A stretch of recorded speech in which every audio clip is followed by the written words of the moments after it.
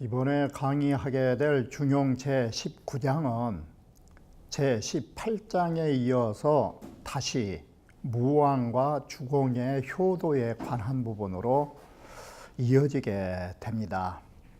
앞서에서도 무왕과 주공이 문왕과 선조들의 대통을 계승해서 천하를 통일했었던 것처럼 이 장에서도 역시나 선조의 뜻과 선조가 하셨던 일을 계승해서 바로 효도의 마음을 다하고 제도를 다함으로 해서 바로 그 자리가 천하를 통치하는 도가 존재함을 말해주는 것이라 할 것입니다. 그러면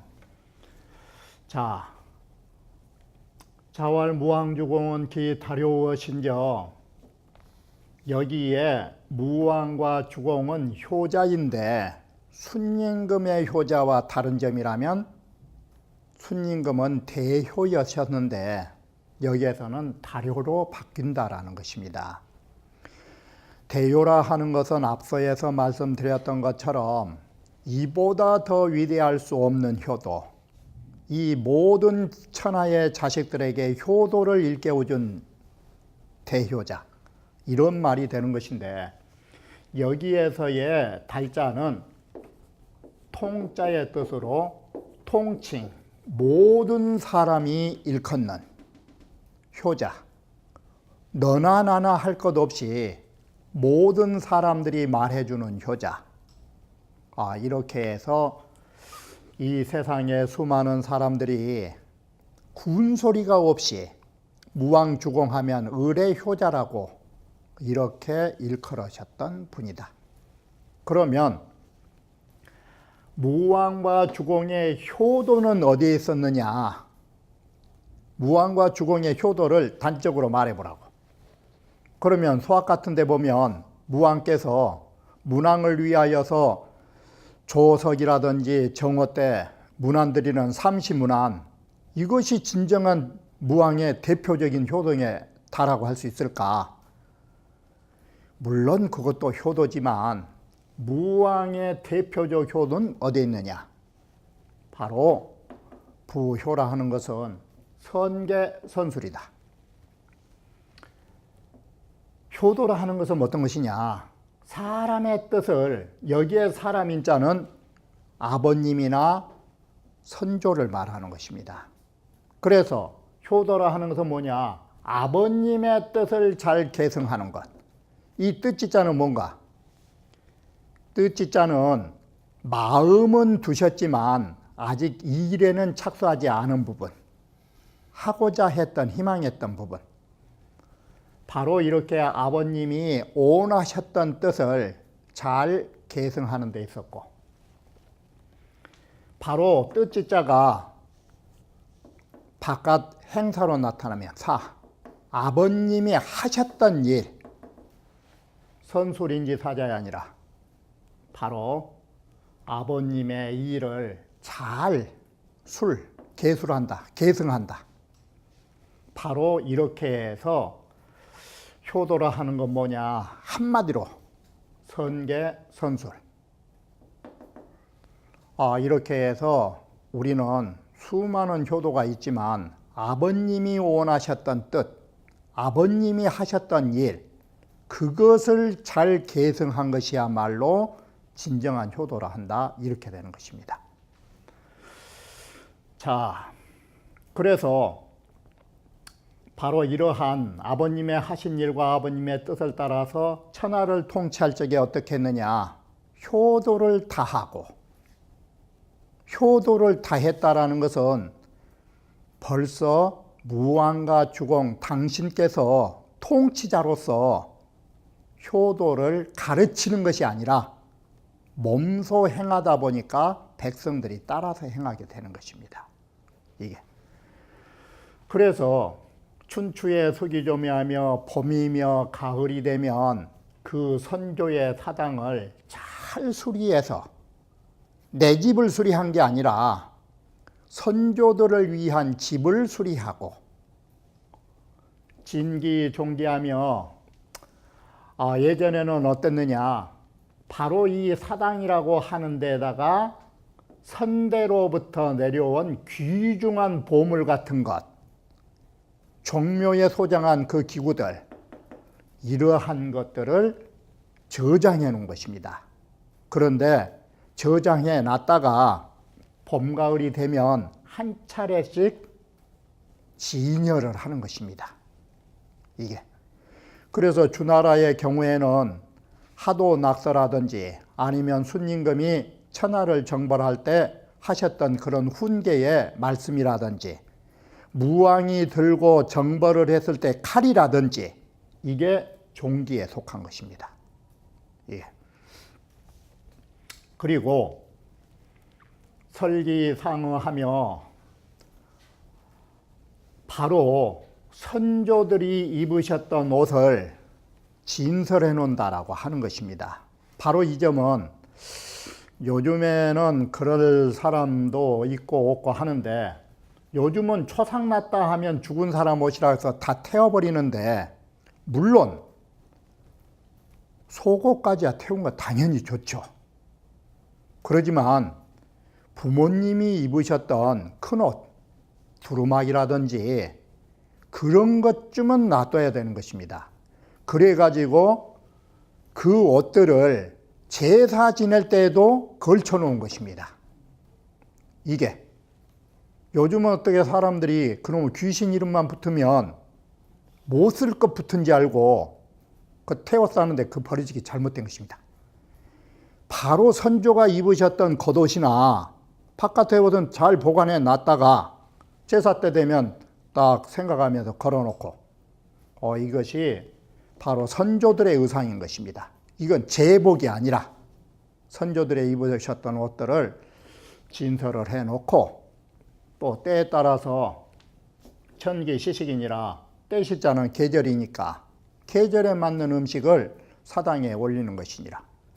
그래서 우리나라 같은 경우에 중국에는 없는 것이지만 정월 초하룻날 떡국 먹으면 떡국 올리는 것이고, 정월 대보름날 찰밥하면 찰밥 올리는 것이고, 동짓날 동지 팥죽 하면 올리는 것이고, 바로 이런 것이 계절에 따라 음식을 바로 올리는 것으로, 이게 뭐냐, 돌아가신 부모라 하지만 마치 그분들을 살아 계실 때 모시는 것처럼 이렇게 하는 것이 다 뭐냐, 이게 바로 효도 아니냐. 아버님이 하신 일을 계승한 것이고. 종묘질에 난 소이 소소목야오, 종묘의 예라 하는 것은 사당의 종묘예에는 어떻게 되어 있느냐.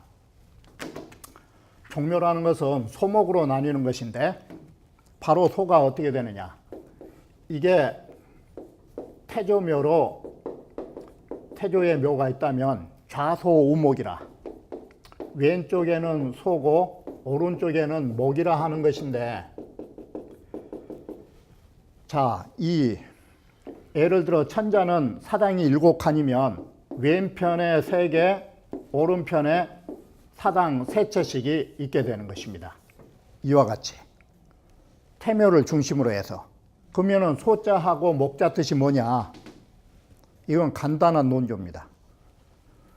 좌측은 양이니까 밝은 곳이다 이 뜻이에요. 우측은 음이니까 깊을 목자, 어두운 자리다 이 소리예요. 그래서 예를 들어서 태조가 여기에 계신다면 제2조는 소, 바로 3대는 목, 다시 4, 5, 6, 7로 나온다라는 거예요. 이게 종묘예에 있어서 사당도 소목이 있고 사당도 소목이 있고 이 소리예요.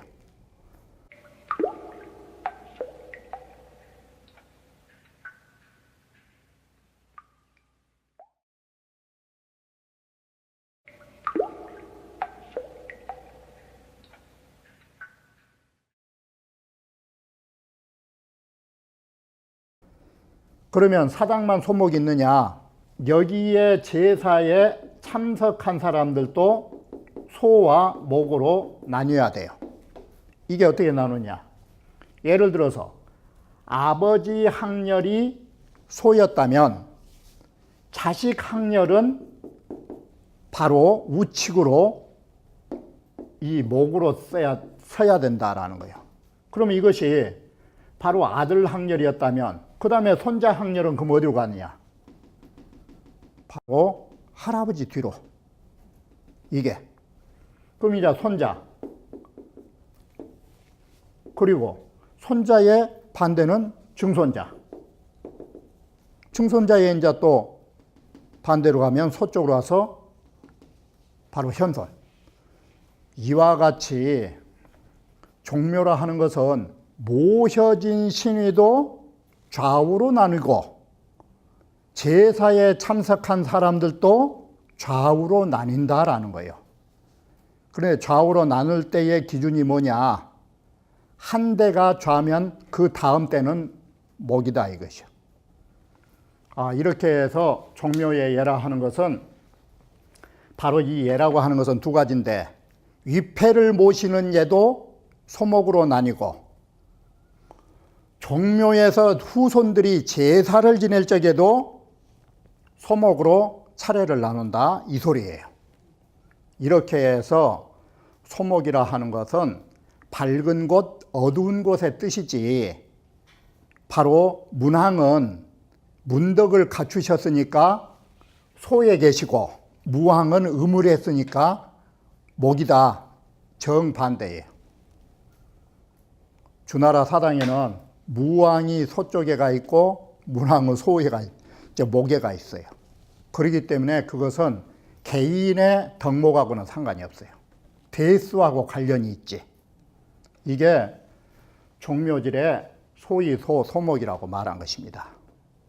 이렇게 해서 소목이라고 하는 것과 종묘질회를 구분하셔야 할 것. 사당에 위패를 모신 것이나 제사 지낼 때에 모두 소목으로 살아있는 자나 돌아가신 분들이나 다 소목으로 구분된다라는 것.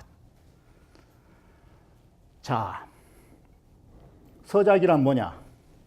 다시 말하면 이 태묘의 제사를 지내다 보면 왕실의 종친들도 이렇게 소목으로 나뉘어야 되는데 그러면 벼슬한 사람들은 어떻게 하느냐? 벼슬한 사람들 역시도 소목으로 나누되 차서가 있는 거예요. 문관, 무관으로. 이게. 그럴 때 벼슬 높은 사람이 앞줄에 선 거예요. 이게. 벼슬이 낮을수록 뒤로 가고. 그것은 벼슬의 순서로 제사 지낼 때 차례를 세운 이유가 뭐냐? 그건 간단하다. 귀천에 등급을 차례로 정하니라고. 그래서 벼슬 낮은 사람일수록 뒤로 간다 이것이요. 이게. 그런데 여기에서 벼슬로 보면은 선우의 순서가 있는데 문제는 뭐가 달라지느냐? 종묘의 일을 차례로 정할 때는 벼슬 순으로 하느냐? 아니다 이것이요. 영의정이 가장 높으니까 모든 제사에 가장 우선권이 있느냐? 천만의 말씀이야. 벼슬은 벼슬이고 인격은 인격이야. 그래서 종묘의 제사 일을 차례로 정할 때는 어떤 것이 기준이냐? 제사 지내는 차례를 자리에 차례는 벼슬 높은 사람이 앞자리인데 바로 제사를 봉행하는 의식에 처음 일할 사람은 누구냐? 소위 변현야고. 인격이 훌륭할수록 그 일을 담당한 거예요. 이게. 바로 이와 같이 벼슬은 벼슬이고 인격은 인격순으로 달라지는 거예요. 그래서 벼슬이 낮은 사람이라도 훌륭하면 그 사람이 제사에 봉행하는 제관이 될 수 있다 이 소리예요. 이게 서산한 소위 변현법이에요. 여기에 사자는 제사 지내는 일이고 그래서 제사를 봉행하는 일을 차례로 정할 때는 인격으로 한다. 훌륭한 인격을 중점을 둬서 그걸 차례를 정한 것이다. 그래 변현, 어진 것을 분별하는 것이다. 자, 그리고 제사를 바로 끝내게 되면은 거기에서 뭐가 있느냐, 음복이 있어야 될 거 아니요. 제사상 끝나면. 그럴 때 여수라고 하는 것인데, 이 여자는 마늘중자의 뜻으로 많은 사람들이 수는 주거니 받거니 수를 권하는 거예요. 그래 제사를 끝내고 음복수를 권할 때는 어떠느냐, 하위상은 아랫사람들이, 아랫사람이라는 것은 자제를 말하는 것인데, 이 제사에 참석했던 사람이 부형이라면 음복수는 누가 갖다 드리느냐, 부형의 자제들이 갖다 올리는 거예요. 이게. 그래서 많은 사람들이 술을 주고받은 음복을 할 적에는 아랫사람들이 제 부모와 형제를 위해서 술잔 올린 이유가 뭐냐, 여기에. 그건 다른 거 아니다. 종교에서도 그러하고 제사에도 그러하듯이 종묘에서 바로 참석하면 신의 총애를 받는다라고 생각한 거예요. 이게.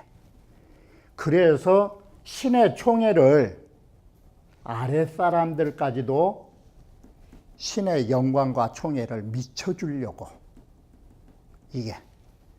그래서 나이 어린 사람들까지도 바로 신의 은총을 건네주기 위해서 어린 사람 술잔 한 번 든 것만으로도 영광으로 만들어준 것이다. 그래서 이 부분이 종교에 있어서도 지금도 어린아이들에게 어떤 종교의식에 참석해서 해준 의의가 뭐냐, 신의 은총이 그 어린아이들까지도 미치도록, 이게 이 의의를 가지고 있다라고 말한 것입니다. 자, 그리고 나면 연모는 뭐냐, 제사 다 끝나면 나라 제사니까 수많은 잔치가 벌어져야 될 거 아니에요. 그때 주민등록 내놓으러 할 수 없잖아. 이게 머리털 희한 사람이 어른. 그래서 연모, 잔치자리에서는 머리털 색깔로 한다. 연모, 잔치에서 머리털 색깔로 한다라는 것은 바로 뭐냐, 나이를 구별하는 것이다. 이게. 그래서 바로 이 잔치를 할 적에는 이 서치를 바로 한다라고 해서 나이로 구별하는 것이라고 말한 것입니다. 자, 이렇게 해서 봐보시면 우리가 어떻게 이걸 되고 있는가, 바로 이러한 제사에 이러한 면모들이 나오는 것은 신을 모시고 우리가 제사를 모시는 것이 부모를 모시는 효도인데, 그 효도 속에 제도가 되어 있는 거예요. 바로 이렇게 효도하는 것과 그 제도에는 곧 도가 담겨져 있다라고 말하고 있는 것이죠. 예. 이렇게 해서 제사의례가 효도의 일환으로 이어지게 된 것이요. 바로 이러한 사상들이 돌아가신 분의 제사를 지내지 않으면 불효 가운데 가장 뭐가 크느냐, 막대여 무후, 후손이 없는 것보다 더 큰 불효는 없다고. 바로 선조들을 모두 다 굶겨 죽이게 되고 죽게 만든다라고 생각한 거예요. 그러면 이 다음 부분은 다음 강의에 이어서 하기로 하겠습니다.